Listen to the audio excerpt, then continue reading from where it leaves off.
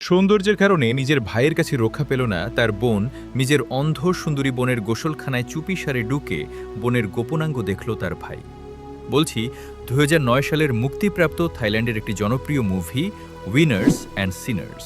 গ্রামের একমাত্র সুন্দরী মেয়ে যে কিনা ছিল অন্ধ, গত ২ দিন আগেই মারা গিয়েছে তার মা, সেই সুযোগ হাতছাড়া করেনি নিজের সৎ ভাই ও পাড়া প্রতিবেশী।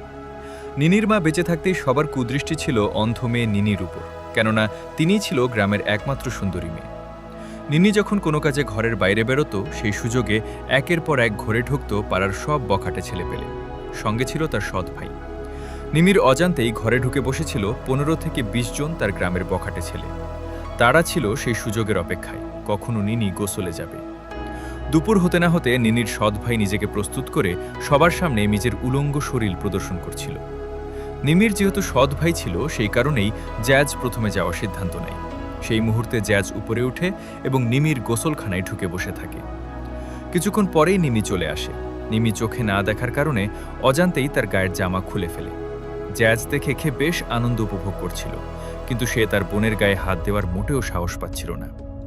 তখন সে মুখ দিয়ে ফুঁকে সাবানের ফেনা সরিয়ে দেওয়ার চেষ্টা করছিল এবং তার বোনের গোপনাঙ্গ দেখে বেশ এনজয় করছিল।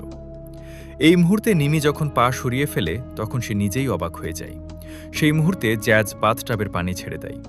নিমি পানি নিয়ে কবে যাওয়ার ব্যাপারটা বুঝতে পেরে বন্ধ করে দেয়। জ্যাজ সেই মুহূর্তে সেখান থেকে চলে যায় এবং বন্ধুদের সাথে এই ব্যাপারগুলো শেয়ার করে এবং হাসাহাসি করে, এবং পরবর্তীতে আরেক বন্ধুকে পাঠিয়ে দেয়। এভাবেই চলতে থাকে এক অন্ধ মেয়ের জীবন, এবং এখানেই মুভিটি শেষ হয়। যদিও মুভিটি অনেক সময় নিয়ে গড়িয়েছিল, যা বাস্তব দেখার অনুভূতির সাথে কখনো মেলানো সম্ভব নয়। কেমন লাগলো কমেন্ট করবেন, মুভি লাগলে জানাবেন। ধন্যবাদ।